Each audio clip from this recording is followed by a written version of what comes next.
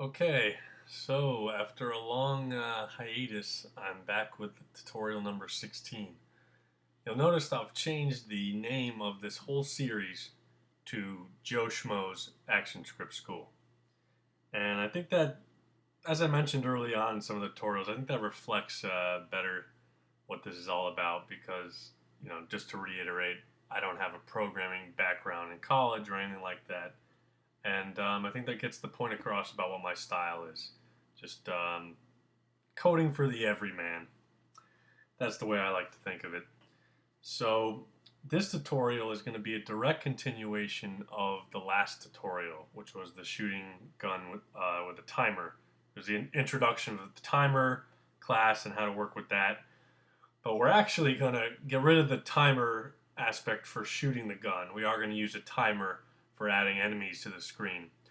But the keyboard controls seemed like a better choice now that we're basically turning this into a game. This is sort of like what I would call our first, quote unquote game that we're making in this series. It's not complete. It doesn't have sound and levels and a game over screen or anything like that. But it has the core elements of what make a game. So this is probably the biggest single step maybe of the whole series. But I'm going to try to make it as easy to understand as possible. So let's get to the code. What do we have in front of us here? We have a modified version of the last project. So I've added this space background. You'll see this 0 up here is actually a text box, a dynamic text box. And it's called score box, which you're going to need to match if you're not using my files, which are going to be linked in the YouTube description. But if you want to use your own project file or your own art assets, you can do that too. But make sure you have a dynamic text box named score box. We're going to use this later in the tutorial. For now, it just has a 0 as a placeholder. That's everything that's in the project file. There's not one piece of code in the timeline. Just these two layers, one for the score box and one for the background image, which I'm toggling on and off. No code in the Flash interface, only in our document class, which again is same as always. It's called main. You want to have a main.as folder in the same folder as your project file, your Flash file. So what I've done, like I said, let me actually play this so we can just recap.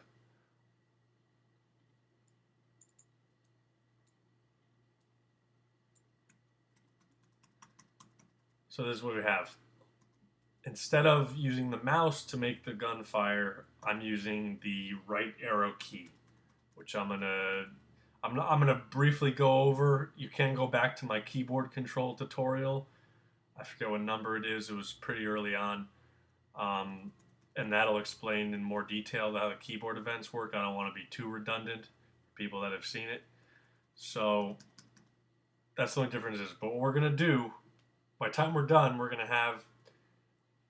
you're gonna be able to move the gun, the player, up and down, and you're going to be able to fire at enemies that are going to be appearing on the right side of the screen and moving towards you. And we're going to have a collision detection system. The bullets hit the enemies, they both disappear, and we add to our score in the top right corner. So it's sort of like the bare basics of a space shooting game. And yeah, okay, so let's get right to it. So just to start off, to recap from our last tutorial, I took all the same code basically. We're adding our I called the rifle in this tutorial player. You'll see if you look at the top here, it's the same object from the library. It's just I've called it player because it functions more like the player of a game at this point. So when our document class is created, we call the start game function just like normal. We add the player to the screen. Same code as the last tutorial. Puts them in the place it's in, rotates it a bit, and adds it to the screen. Excuse me. We have our standard event frame our main loop, and instead of those mouse listeners, which were in the last tutorial, I just have this keyboard listener, which detects any key in the keyboard that's pressed, and it calls the key down handler, our event handler function. So let's go to this key down handler function, which is right here. It's really simple right now. We're going to add more to it. All it's saying is if the right arrow key, which the key code is 39, you can look those up. Just Google AS3 keyboard key code list. 39 is for the right arrow. So all it does is when you press it, it calls the shoot bullet function. The same thing that we were doing in the last tutorial with the mouse. This code is untouched in this function here. I'm not going to go over it. All our main loop is doing right now is calling the move bullets function. It just loops through. It's the same repeat as the last tutorial. I don't want to get into it. It loops through the bullets array, and it moves each bullet by 6 pixels a frame. I'm not going to say any more than that. So first thing we're going to do is make this gun, the player, move up and down on the screen instead of being locked in that one position, because our enemies are going to be appearing from all different heights on the screen to make it more fun instead of just a straight line. That wouldn't be very fun to play now, would it? So first thing we're going to do is just add some else if statements to our code block. So I'm just going to copy this because it's quicker. Let's just set up our code block here. So we're going to be adding the ability to move up and down. And we're going to be using the up and down arrow, which let me just reference real quick my cheat sheet.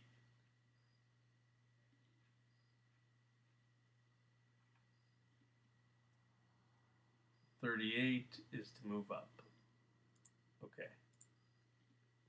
So 38 is moving up, 40 is moving down.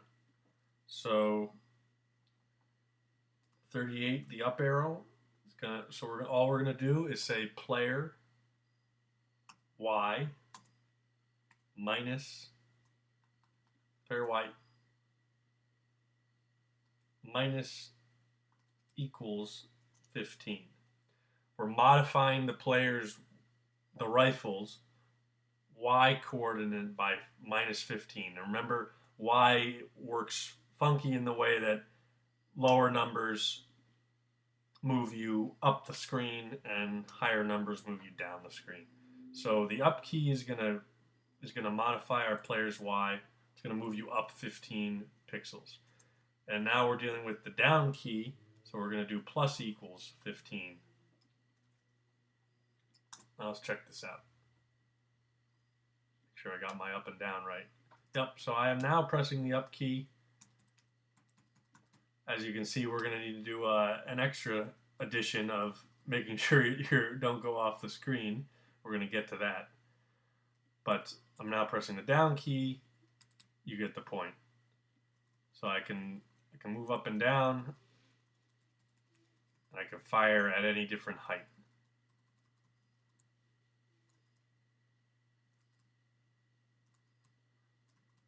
Now it's important to note that we're moving at the speed of the computer's keyboard refresh rate, I believe it's called. There are ways to get a smoother movement, but I don't think it's worth talking about in this tutorial. It's a little choppy, but it gets the point across as to, we're moving to the next level, and there's plenty of stuff to focus on for now. So moving on, we have that. Our player's control, the control of the player in our game is now done. I'm sorry, other than locking the ability to go off the screen, which we're going to do now. But that's the basics of the control. So all we're going to do then is modify the same code that we wrote. So let's look at our up arrow first. So what we're going to do is add these ampersands, I think they're called, right? These ampersands, when you put two together, it means and. I don't remember if I've covered this before. So it's just basically saying if you use it when you want to have two or more conditions be true, or two or more conditions be checked for, I should say. So obviously the first thing we're checking for is to see whether the up arrow is held down. Now we're going to say, okay, it won't, first of all, it won't go past this if that's not true. But if the up arrow is being pressed and detected by our keyboard event in our keyboard handler, if the up arrow is being held down, okay, and if the player is not already about to go off the screen. So let's say if the player Y if player Y is, what would it be, less than, I like to do this rather than use a number because it's a little more future-proof. You want to get away from hard coding numbers as much as possible because it's very hard to update your code. So we're going to say if the player Y is already less than, I'm sorry, that's for the other one. We want the top of the screen. Excuse me. The player Y is less than 0 would be too much. I think it's going to be maybe 25.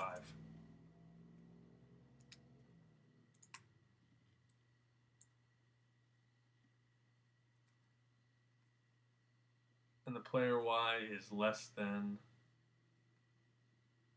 oh, less than.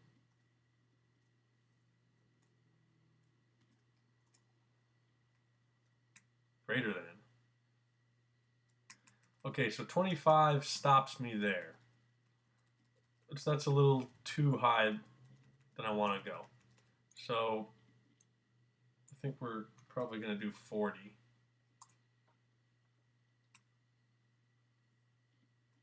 Yeah. So now I am pressing the up key. It's stopping me at 40 to prevent me from going off the screen. So let's do the down key. And you can see it was that simple as just adding a second check, which will restrict this from going forward if both are not correct. So now if the player Y, this is what I was doing in the first place. Getting my Y's confused here. So now we want to say stage height minus 40, which is better than, again, hard coding the number, which is probably 560, I think, because our screen is 600 pixels long. But it's much more future-proof, especially when you're dealing with different screen sizes and who knows what you're going to be doing in the future. You don't want to use hard-coded numbers as much as possible. So there, I am pressing the down key. You can probably hear me. It's not going any further. So now we have our player control side of the game is completely done. That's simple. So now we have to add the enemies. But I'm actually going to do one more thing first, which will make sense and is very important as you go on. Before we get to the enemies, let's save my work. Always save your work. I want to talk about performance for a bit. So what we want to do is we want to detect if our bullets have gone off the screen and we want to remove them from the array. So I'm just going to reference my cheat sheet for a second here. And we're going to check the width. I'm actually just going to copy this over because it's so much easier to explain in a chunk like this.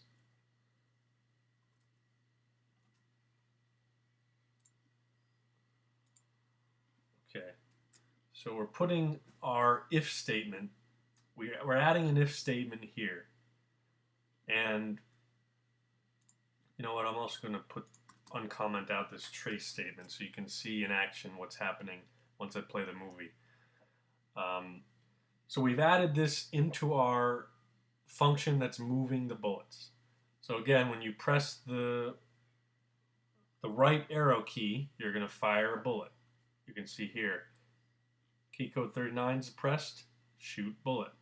Shoot bullet function, this exact same as the last tutorial. Adds the bullet to the screen, pushes in the bullets array. Doesn't move it yet. It only gets moved when we get to our move bullet function, which is called every frame because it's in our loop, right?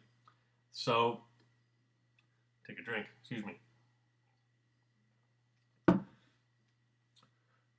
Okay, so we've just added this whole block inside of our for loop, which means it's going to be called and checked on every bullet that's in the array. It's not just going to be called once per frame, it's going to be called every time this loop runs, just like every bullet in the array is moved every frame. So it's happening very fast. And that's another reason why it's important to manage all your objects. Because as you have more bullets, more enemies, more objects on screen, especially if they're moving every frame, your performance is going to take a hit, especially over the course of time as your game goes on. So it's very important when anything's off screen, you want to get rid of it. So what this block of this little if statement does, as this says, if a bullet goes off screen. So how do we know that? If the bullet's x coordinate is greater than the width of the stage, which again it's pulling from your project's properties panel. As you can see here, my stage is 800 width by 600 height. It's going to be whatever you set it. The default I think is 550 by 400. That's the old default at least. So mine's 800 by 600. So this is saying if the bullet's x coordinate, its horizontal coordinate, is greater than 800, is basically what that means, then that's going to get us inside of this if statement, which means if the bullet went off screen. So what we're going to first do is, just like we add child, you notice here you're familiar with the add child command. It adds a child to the parent. That's why it's called add child. It adds a child object. In our case, almost always a movie clip. It adds a child movie clip to the parent movie clip, which in this case is the main movie clip of the whole project, the document class. So we add bullets to here, and just like you can add anything to the parent, you can remove from the parent. I'm going to stop saying parent because I think I'm confusing you. The screen, just think of it that way for now. Add to the screen, remove from the screen. So what we're going to do is, we've seen that our bullet has gone off screen, so we're going to take the very same bullet, which is bullets B, which is the current bullet inside of that array, if that makes sense, because we're looping through the array. So it could be any bullet on screen, but we're going to catch it when we get to that specific one because we're looping through. So we remove this bullet from the screen. That's all that does. Removes it from the screen. Doesn't remove it from memory. It helps with performance to not have it on the screen, but it's still in memory. And that's what this next line does. This actually nulls the object. It's already off screen. Now we null it. You null something, you delete it. So that's what we've done now. And now that it's removed from the screen and deleted, we splice it. The splice command removes something from an array. So what are we moving? The splice command takes two parameters. It takes the index value of what you're removing, and then how many indexes you are removing. So I have a B here because I wanted to get the index value to match the bullet we're talking about.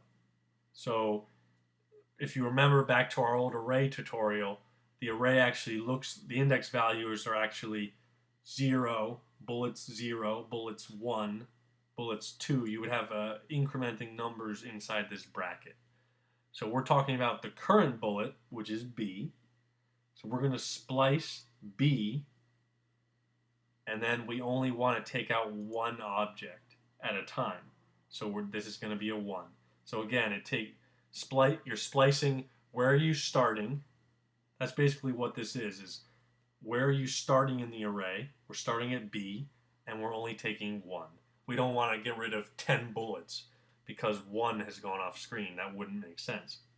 So this last thing is just a trace command to let us know that what's going on. It's letting us know, hey, a bullet has gone off screen. So it's going to trace remove off screen bullet because that's what it's doing. It's deleting it completely. So let's watch in the top left corner for our trace command. See it up there? Right up here. Oh, now I got rid of my player movie. So I'm just going to, instead of clicking there, I'm going to just show you up here with the mouse. So I'm going to do 5 bullets there. Move around. You're going to see a bunch of them. See? So I don't want to expand my window down, but you get the idea. So we've completely removed these bullets from memory. We're going to do the same thing with our enemies when they go off screen to the left side of the screen, if the player does not kill them. So, yeah, it's time to get violent, unfortunately. I had wholesome tutorials up to this point, but now we're going to be killing enemies. I'm sorry to all the parents out there. So, what we've got to do next is get the enemies on the screen. Just get them to the screen. That's the next step. We'll move them after that. So what we're going to do, we're going to need to create a new function which is going to be governed by a timer. So let's get our timer set up. You know what? I'm sorry. Let's get our array set up. Let's make the array that's going to hold these enemies, just to match, just so everything matches and looks good. We want the code to look pretty. So we're creating another array, which is going to be empty until we start putting enemies in it. And we need to create a timer. I'm going to call it add enemy timer. It's a timer. And this is just a number that I've figured out works pretty well for this. So remember this is in milliseconds, so that's actually 1.7 seconds, a little less than 2 seconds, let's say, it's going to go off. And we need to, you always want to add your listener first before you make your handler. Listener and handler go together, remember. So add enemy timer, add event listener, timer event, because it's a timer, and dot timer, that's all caps, isn't it? Yep. So we're going to do our add enemy. It's going to be our function. When that timer goes off, every 1.7 seconds, the timer goes off, and it's going to call the add enemy function, which I haven't written yet. So let's do that. Let's put that right under the add player function.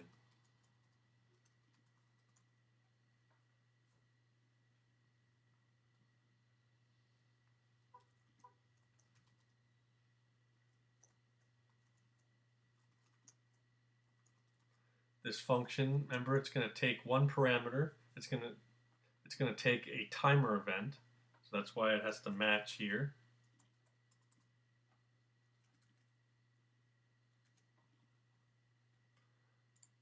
And again, I'm just going to copy this block of code here. on my finished tutorial on that other page. And I'm going to explain this one step at a time. You're going to see some new code here, specifically in this line. But everything else is actually exactly the same as the bullets. Same number of lines, 5 lines. The only line that's different is this one weird math thing here that I'm doing. And I'm doing that just to, checking my time here, just to randomize the location of the enemy to make the game a little more interesting. We don't want the enemy to, again, to always appear at the same spot on the screen. You would just have to spam the attack button. So we're making the player move around, making him earn his kills. So just like the bullets function right here, we create, I should mention, just like the bullet as well, in all our previous tutorials, I have an item in the library that's called enemy. It's set to export as enemy, just like the rifle, just like the bullet. It's called enemy. It's export for Actionscript as enemy, capital E. It's a movie clip, just like everything else. Remember the same thing with our bullet. I turned the bullet blue, as you've already noticed. And our rifle, just export as rifle. So enemy, exported as enemy. I'm calling it monster just to not get confusing, but it's the class type the object is linked to is an enemy. You'll see on the right. But for once you understand that it's linked to the library, forget about the word enemy, and we're going to go with the word monster, because that's an individual enemy. You could have multiple types of enemies. Maybe they're not all monsters. So, but this one, these red guys are monsters. So, variable, a new variable, a local variable, just like the bullets, until we put it in the array we created our enemies array. So, let's look at this here. Variable monster. Enemy, type enemy, new enemy. Monster, our new variable, x coordinate, we're going to put it off the screen slightly. So it's the stage width minus 50. Actually, I want that to be plus 50. There we go, plus 50. So it's actually going to spawn, it's going to start off the screen 50 pixels to the right. The y coordinate is where you get this funky thing. And I'm not going to go into too much detail because you could look up and research the math random, the math class specifically. But what this is doing is getting a random number. The math, let me just take it one step at a time. Math random will automatically generate a random number between 0 and 1. I have this math floor property on the outside of this whole equation because it takes that decimal point and it converts it into a whole number. It's just ensuring that we're getting a whole number. That's all the math floor does. It moves it to the closest whole number. But anyway, the math random is where you get all your randomization. And all this is a parameters to ensure that the enemies appear where we want them. You can actually look up on, you can like Google how to get a random AS3 random number between two numbers. Random point between two numbers. If you Google that, you'll see a bunch of tutorials and a bunch of forum posts, telling people how to do this. All this is this is the maximum number that I want the enemies to appear at, so the bottom of the screen, because we're talking about Y values. Higher numbers lower, lower numbers higher. So 570 is near the bottom of our screen because we have a 600 pixel height. And 30 is the highest number I want the enemy to appear at. I don't want them to be right on the edge of the screen and they're cut off. You might not be able to shoot them. So that's all this is. All this is doing is randomizing the Y coordinate, giving us a random value, constraining that random value to be between 30 and 570. That's all this is doing. Don't overthink this part. And then just like our bullet, we add it to the screen and we push it into the enemy's array. We're taking our monster, we're turning it local to global, right? Local, inside of a function. It's local. It only becomes global on this last line because we push it into our global enemies array, just like our bullets from the last tutorial. That's how we can reference it. That's how I'm going to reference it in our move enemies function and our check collisions function coming later. So let's check out what we did now. Make sure we don't have any typos. Oh, you know what? I know what we didn't do actually. We didn't start our timer, so our timer's never going to go off. You don't always do things this way, but I'm going to start the timer as soon as the game is started, because obviously in this instant that's all we need to do. So I'm starting this add enemy timer, which is going to go off every 1.7 seconds. And I know why I had this at -50 before, because we're not going to be able to see the enemies we're adding to the screen. I'll put it back to +50 later. But you can see that our code works. It's every 1.7 seconds, it's adding a new monster, a new enemy, at a random location between 30 and 570 Y. 30 is like way up here, 570 is, right here. So that's what it's doing every 1.7 seconds. I can't interact at all with these. They're just being added to the screen. So now, before we deal with collisions, which is the most complicated part, we're going to just move the enemies, just like we move the bullets. So I'll move it off screen after that. So we're going to add a new function to our main loop called every frame, so 30 times in this case, called move enemies. And again, I'm just going to copy this function because it's almost identical. It actually is identical, I believe, to our move bullets function. It's just moving the enemies at a slightly different speed than our bullets are moving. So what are we doing? Just like our move bullets, we're looping. Remember, always combining arrays and loops. They work perfectly together. Match made in heaven. So we have our enemies array. We're creating a new local variable, E. We're setting it equal to 0 in the beginning, and the condition for the loop to run is as long as E is less than the length of enemies, aka as long as E is less than the amount of enemies on screen at the time. Then we increment it each time. So all we're doing now, the bullets were moving 6 pixels to the right, adding to the X coordinate.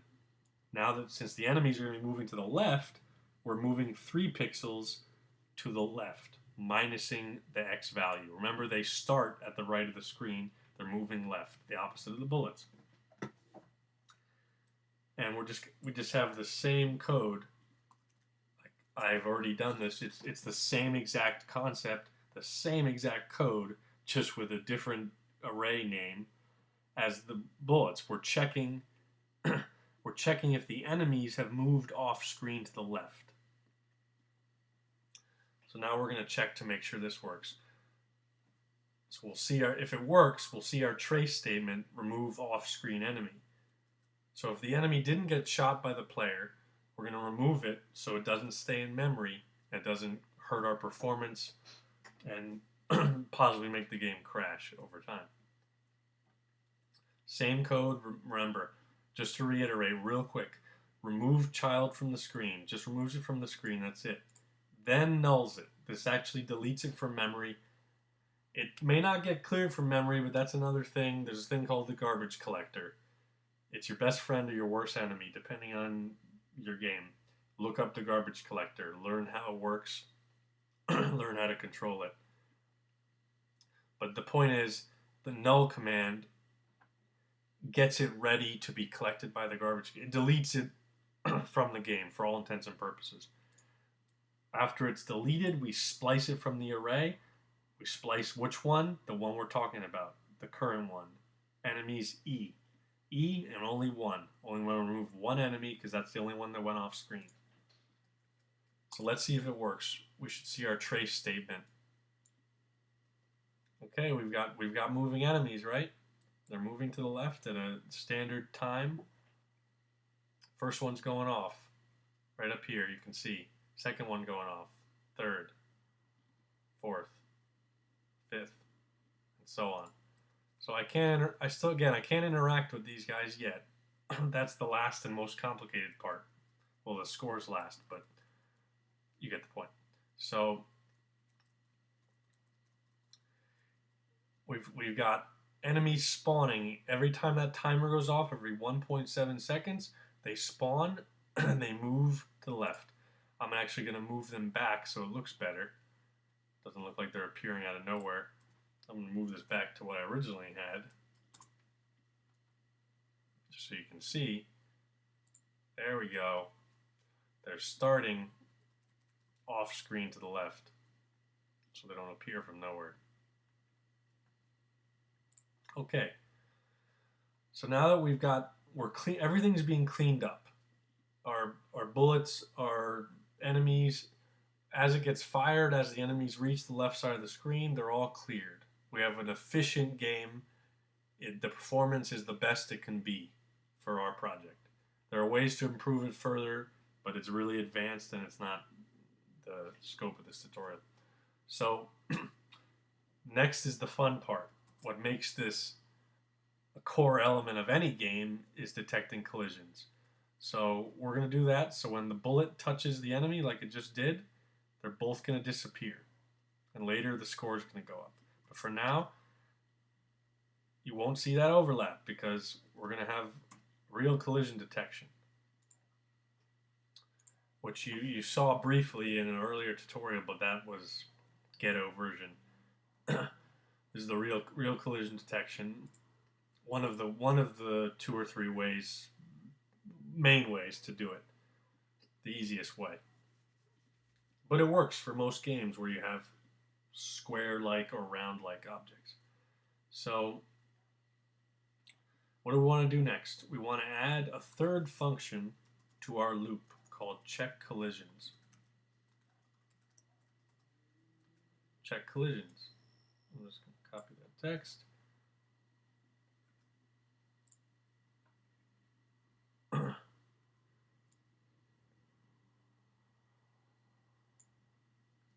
In this case, when we get complex things, sorry if no one likes this way of doing it, but I'm going to forget an individual line, or I'm going to make a mistake if I just try to write this.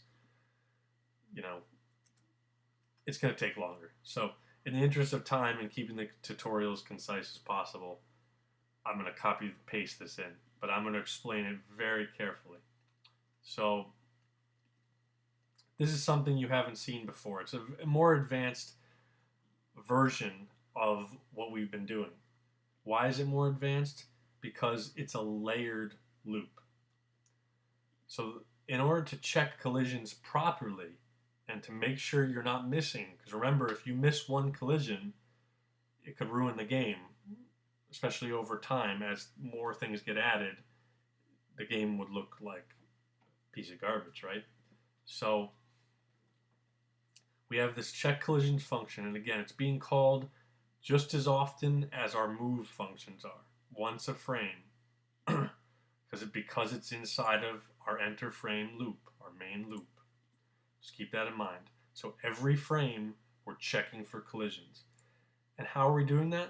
We're doing it in a very similar way as what you just learned from removing things from the screen. The only thing that makes it more complicated is you're putting the 2 arrays together and you're putting 2 loops together because you have to check them against each other, right? You have to check if the bullets are touching the enemies. So the only way to do that is to be looking at both arrays at the same time. So I want to take this slow here. So what this is a nested for loop. Just like our loop here, or the one you're more familiar with, the bullets, looping through the bullets array, moving each bullet to the right. All we're doing here is we're going backwards now through the array. It's the same loop, it's just starting in the back of the array. And the reason we're doing that is if you were to go from the first index, if you were to go from 0 and go up, like we're doing in our other arrays, you would step over yourself. Because remember, if you since we're deleting things now, in the middle of the loop, we're deleting things, we have to go backwards. Because if you can picture it, it wouldn't make sense. If you deleted something and then it moved everything, you would be referencing the same thing that just got deleted. So I'm just going to put that in your head and move on. This is going to take you a little time to understand, and it's one of those concepts that I can only explain so much.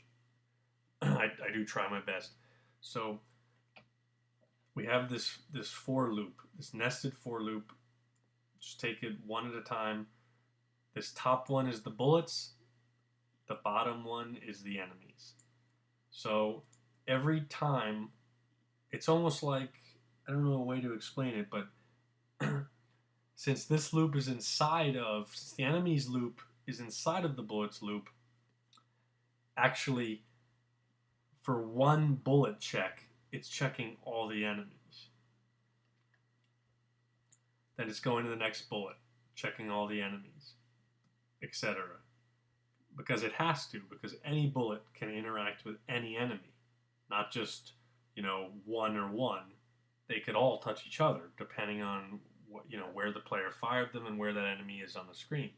So every bullet is being checked. So we get one bullet, we go through this whole enemy's array. We loop through it backwards. Just means, the most recent one that was created is checked first. Don't get confused by the part that we're going backwards. It's just one bullet at a time. So what this is doing, inside of the loops, what are we doing? You recognize this from an earlier tutorial where we had that flyer guy. If the current bullet touches hit test object, if the bounding box, which is a square, so it's not, the pixels aren't exact unless you do a more advanced method, but the bounding box around the object, which in this case is pretty close because it's a pretty squarish enemy and bullet. If the bounding box touches, so if this current bullet we're checking, bullets B, as we loop through, touches this current enemy we're checking, enemies E. It's the same concept, it's just one layer added in. Bullets B, enemies E. These are just the current versions in the array. I'm sorry if I'm repeating myself too much. You can always fast forward, as I always say.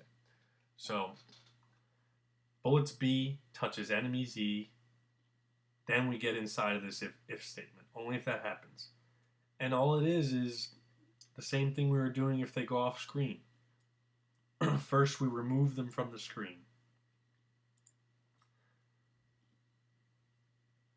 You know what? I think I'm going to reorganize this a little bit just to make it easier to get I'm not changing what I had. I'm just putting the statements together in a way that you'll see how it goes together. A little neater. So, remove the two from the screen. Remove both of them from the screen. Null them. Delete them from the game. Both the bullet and the enemy, right? And then splice them from their respective arrays. Splice the bullets from B, only one. Splice the enemy from the enemy's array. Only one. Then, oh, I have this add score thing, which isn't going to do anything yet. I have to write the add score function. But just ignore this for now. I'll actually comment it out. We're going to trace a collision just to know that our code is working. Move that down a little bit. All right. The last thing we do is break out of the loop, and that's to prevent an error from happening where an enemy was deleted from memory at the same was deleted from the array at the same time a bullet hit an enemy. Because remember, I'm not going to explain it any further. Same thing with the bullets. You can get errors because if they're both being deleted at the same time, i.e. a bullet went off screen to the right at the same split second and it collided with another bullet collided with an enemy, you would have an overlap in the array. Same thing with enemy. If an enemy goes left off the screen and our code here is removing it at the same split second another enemy is being hit with a bullet, then you'd have two being deleted at the exact same time, right? This is just to prevent that from happening, make it extremely unlikely. So let's get away from the code for a second. So let's check this out. I'm moving, pressing the arrow keys, shoot the enemy. Boom, disappeared. We got collision in the top left corner. Everything's working as planned. You're going to see this remove off-screen enemy trace statement I still have up there. That just means the enemies have made it to the left. But let's focus on this collision command. Keep an eye up here. Every time I hit an enemy, not only do both objects disappear and are deleted, we get a collision statement. Let's clear this trace statement out so we can have one thing being traced at a time is usually the way you want to go. Trace statements are great, but you don't want to have too many of them going off or it just defeats the purpose. So if you look up here, collision. Is that one going to hit? No, that missed. Collision. Collision. Those didn't collide, so they're going to go off. Collision. All right, you get the point. You are very smart people, you get the point. Shut up and continue with the tutorial, right? So, now, we're almost done. Skip ahead 45 seconds if you don't want to hear me go over this one more time, because I'm going to. Our check collisions function, a nested loop. The outer loop is the bullets array, the inner loop is the enemies. So for every bullet that's currently on the screen, we're going to go inside and we're going to loop through every enemy currently on the screen, for every bullet. So we pick a bullet at random, we go check this enemy. Say there's 5 enemies on screen. This will run 5 times and it'll say, is this one bullet touching enemy 1? Nope, go. Touching enemy 2, enemy 3, so on. That's all that's happened. That's the reason it's nested, because you're comparing the two and you have to loop through and check every possible combination. That's what it's more like. It's almost like you got, I don't know how to properly explain it. It's a bag within a bag, you know? You have to check if, you have to go through every single one or you'll miss something. You can't just have 2 separate loops. So that's what's going on. If they touch hit test object, we remove them from the screen, we null them from memory, and we splice them out of the array. And we trace collision to show that a collision's happened. So that's all that's happened. Now our last thing to do is to make the score go up every time an enemy is hit, right? So I'm going to uncomment this out, and then I'm actually going to write the function that this is for.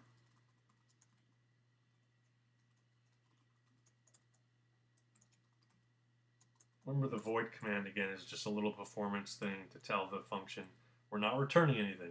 If we were returning something, we wouldn't write void. It's just a little, again, you want to think about performance as you get more comfortable with programming. So add score. So we need a score variable, which is just going to be an integer that we're going to convert into a string. You remember strings, strings are what go in text boxes. String means text in programming. So we're just going to create an integer, which we're going to convert into a string, aka a piece of text. Score is an integer equal to 0. Your score starts at 0, right? So all we're going to do in this add score function, very simply, score plus equals 10. We're going to add 10 to the score every time a collision is detected, right? We don't want to do it any other time than when the player actually hit the enemy, did their job. Do your job, you get points. That's life. Score plus equals 10. Now that we've modified our score integer that I just created at the top, a global integer, right? Because it's not inside of a function. By the way, before I forget, it's important to check your import statements. If you're not using my project, my files, if you're working from your own, not downloading my files, you'll get errors if you put in this keyboard stuff, or if you put in a timer and you're not importing the right classes.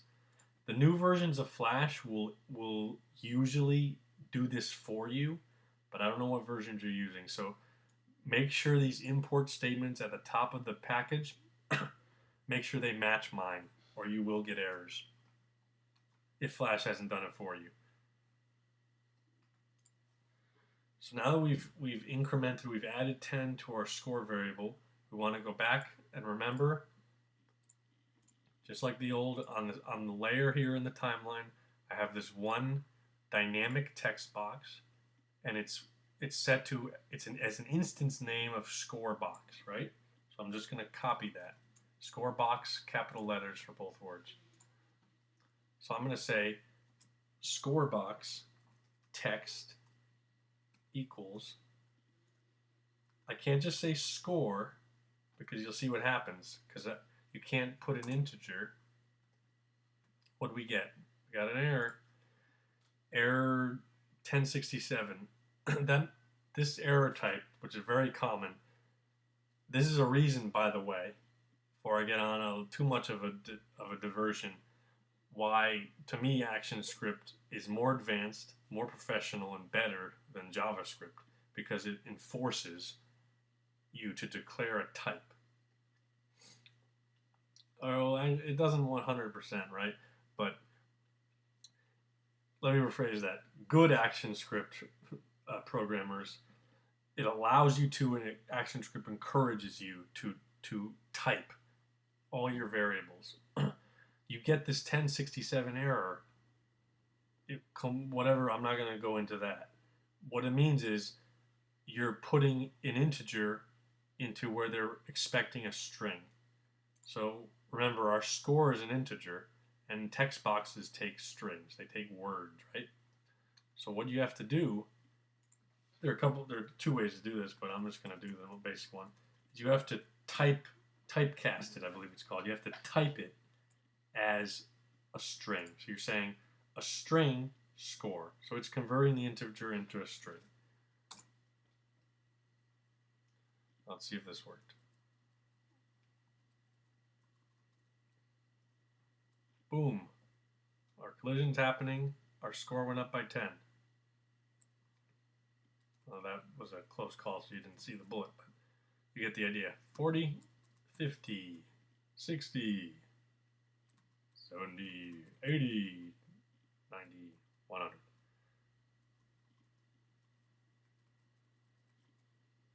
And this is it. This is our tutorial. I really appreciate you if you've watched to this point and heard me babble. I've turned this into oh my god, it's 55 minutes. All right, I'm going to end this. Thank you for watching, And please subscribe and check out Urban Santa on the Apple App Store. Munch Crunch on Newgrounds also. And it's only $1. Please support us if you want to allow me to spend the time to do this, because I really love doing it, but I can only spend so much time at it if I need to earn the monies. So thank you once again, and check out Urban Santa on the Apple App Store, possibly coming to other consoles or devices soon. Thank you.